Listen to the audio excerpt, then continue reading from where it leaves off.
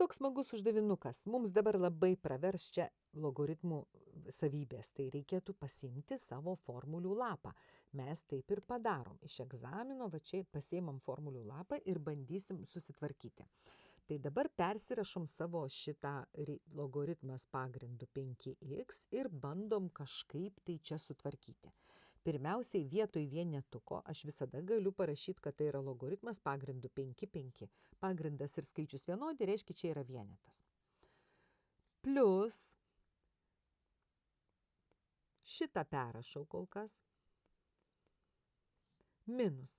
Kas čia yra blogai? Čia pagrindas 5, čia pagrindas 5. Logaritmą parašėm pagrindą 5, o čia yra 25.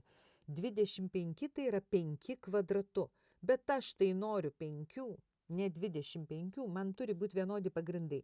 Tai aš galvoju, tai 5 kvadratu, ką su to kvadratuku dėti? Ieškau, randu formulę, kuri rodo, kad va šitą kvadratuką aš galiu parašyti jam atvirkščią skaičių prieš logaritmą.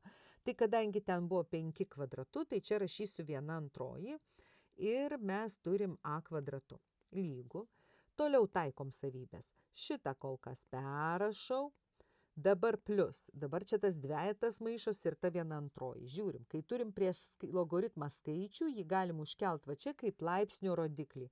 Tai bus logaritmas pagrindu 5b kvadratu minus logaritmas pagrindu 5a 2 kart 1/2. Tai vienetas. Lygu. Ir toliau taikom savybės.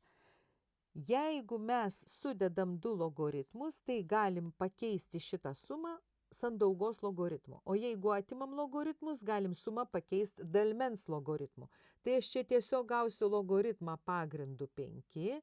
5 turėsiu dauginti iš p kvadratu, nes buvo pridėta, ir dalinti iš a, nes buvo atimta. Taigi, kągi aš turiu? Aš turiu, kad logaritmas pagrindu 5x lygu logaritmas pagrindu 5, 5b kvadratu dalinti iš a.